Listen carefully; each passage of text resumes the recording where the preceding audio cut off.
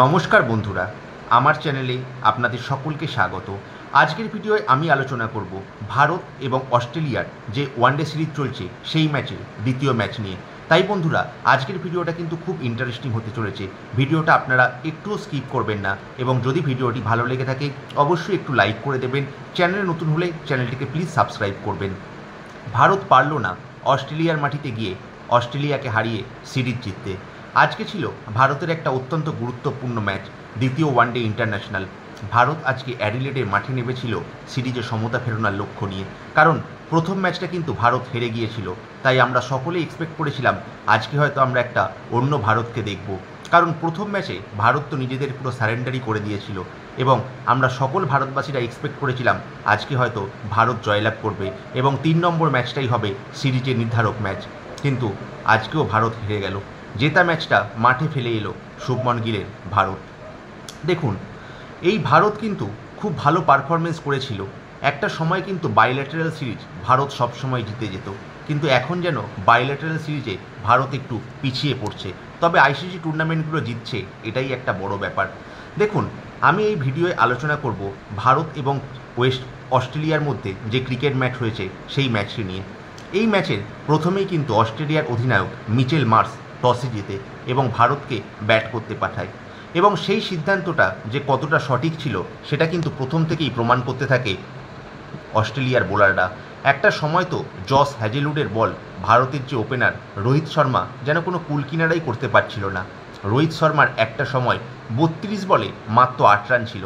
তবে বলতে গেলে কিন্তু রোহিত শর্মা নিজেকে কিন্তু প্রমাণ করলো। একটা অত্যন্ত কঠিন পিচে কিন্তু লড়াকু মনোভাব দেখালো। প্রথম দিকে চাপে থাকলেও কিন্তু নিজের উইকেটটা থ্রো করে আসেনি। ৯৭ বলে ৭৩ রানের একটা খুব সুন্দর ইনিংস খেলল রোহিত শর্মা। ক্যাপ্টেন শুভমন গিল আজকেও ব্যর্থ। অতি আক্রমণাত্মক হতে গিয়ে ৯ বলে ৯ রানের মাথায় মিড অফে মিচেল মার্শের বলে আউট হয়ে যায়। তবে সবথেকে যে বড় ঘটনাটা ঘটল এবং আজকের ভিডিওর মূল টপিক, বিরাট কোহলি। এই বিরাট কোহলি কিন্তু নিজের ওয়ানডে কেরিয়ারে প্রথমবারের জন্য পরপর দুটো ম্যাচে ডাক করল, অর্থাৎ প্যাক প্যাক হাঁস 0 রানে আউট হয়ে গেল বিরাট কোহলি। একটা সময় যে বিরাট কোহলি ওয়ানডে ক্রিকেটে রুল করত, ওয়ানডে ক্রিকেটের রাজা ছিল, বর্তমানেও রাজা আসে, কিন্তু এখন কিন্তু ওয়ানডে ক্রিকেটে বিরাট কোহলির বর্তমান পারফরমেন্স কিন্তু একদমই ভালো নয়। বিরাট কোহলি রিটায়ারমেন্ট নিয়েছিল টেস্ট ক্রিকেট এবং টি-20 ক্রিকেট থেকে।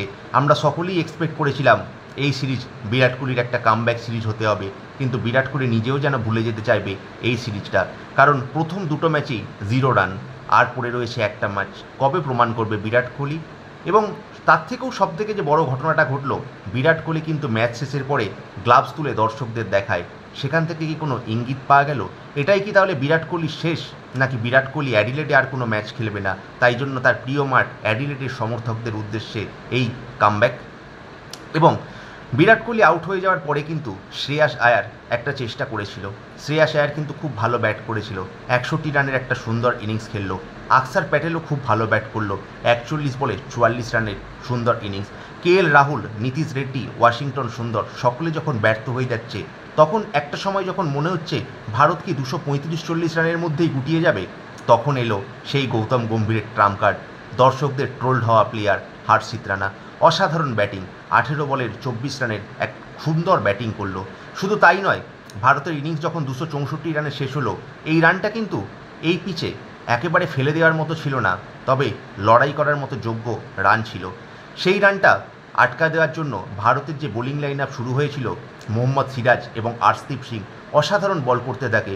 প্রথম ৬-৭ ওভার তো অস্ট্রেলিয়ার ব্যাটসম্যানদের বেঁধে রেখেছিল। মিচেল মার্শ যেন বলের কোনো কুলকিনারাই পাচ্ছিল না। মিচেল মার্শকে আউট করে আর্শদীপ সিং। মোহাম্মদ সিরাজও ভালো বল করতে থাকে, কিন্তু আসল আঘাতটা হানে হর্ষিত রানা। ভারতের যে সবসময় ভারতের বিপক্ষে ভালো খেলে সেই ট্রাভিস হেডকে কিন্তু আউট করে দেয় হর্ষিত রানা। পরের সময় কিন্তু ম্যাথিউ শটকেও আউট করে এই হর্ষিত রানা। ৭৮ রানের একটা সুন্দর ইনিংস খেলে এই শট। কিন্তু তারপরে যখন ম্যাচটা আবার ভারতের দিকে এগিয়ে আসছিল, সেই সময় কিন্তু ভারতের বিপক্ষে দাঁড়িয়ে যায় করলি।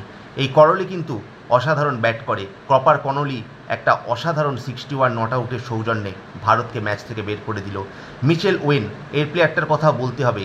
এই মিচেল ওয়েন এবং কপার কনলির পার্টনারশিপটাই কিন্তু ভারতের জেতা ম্যাচটা হাত থেকে বের করে দিল। নইলে কিন্তু এই ভারত কিন্তু পুরো টাইমটাই কিন্তু ম্যাচে আধিপত্য রেখেছিল, কিন্তু 22 বল বাকি থাকতে অস্ট্রেলিয়া কিন্তু ভারতের এই 264 রানের টার্গেটটা ইজিলি পূরণ করে দিল এবং এই হারের সৌজন্যে ভারত কিন্তু এই সিরিজে টিকে থাকলো না। ভারত হেরে গেল সিরিজ। 2 ম্যাচে 2টি পরাজয়। ভারত আর এই সিরিজে কখনোই জিততে পারবে না। এখন সম্মান রক্ষার লড়াই। তৃতীয় ম্যাচে কি ভারত পারবে জয়লাভ করতে? তবে দর্শকদের কিন্তু যোগ্য জবাব দিতে পেরেছে হার্ষিত রানা। এত ট্রোলড হওয়া প্লেয়ারটা কিন্তু আজকে একটা অসাধারণ পারফরমেন্স দিল। বল হাতেও কিন্তু 59 রানে 2 উইকেট, অসাধারণ 2টো উইকেট তুলল। ট্রাভিস হেডকে আউট করে দিয়েছিল এবং ম্যাথিউ শটকেও আউট করেছিল। ভালো বল করেছিল ওয়াশিংটন সুন্দর। তবে আজকের ম্যাচে আমার মনে হয় ওয়াশিংটন সুন্দরের থেকেও কিন্তু কুলদীপ যাদবকে খেলালে গৌতম গম্ভীর ভালো করত। তবে আমার মনে হয় ভারত কিন্তু কামব্যাক করবে, তৃতীয় ম্যাচে অবশ্যই ভালো খেলবে, কিন্তু বিরাট কোহলির এই পারফরমেন্স কিন্তু দর্শকদের মনে কিন্তু যথেষ্ট সন্দেহ জাগিয়ে দিল যে তাহলে কি এখানেই বিরাট কোহলির শেষ, নাকি দেখা যাবে বিরাট কোহলিকে। তবে ভালো খবর, রোহিত শর্মা ফর্মে ফিরেছে, রোহিত শর্মা ভালো খেলছে এবং অবশ্যই তিনি ইন্ডিয়া টিমে অনেক দিন থাকবে। আমরা সকলে হোপফুল বিরাট কোহলিও নিজের ফর্মে ফিরবে। বিরাট রোহিত 2027 ওয়ার্ল্ড কাপে চাই, এটা আমরা সকলেই মানি এবং তারা দুজন অবশ্যই ভালো পারফরমেন্স করবে। আজকের ভিডিওটা আপনাদের কেমন লাগলো বন্ধুরা একটু কমেন্ট করে জানাবেন।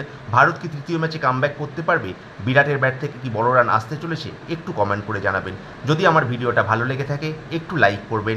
চ্যানেলে নতুন হলে চ্যানেলটা প্লিজ সাবস্ক্রাইব করে পাশে থাকা রিকোয়েস্ট করব।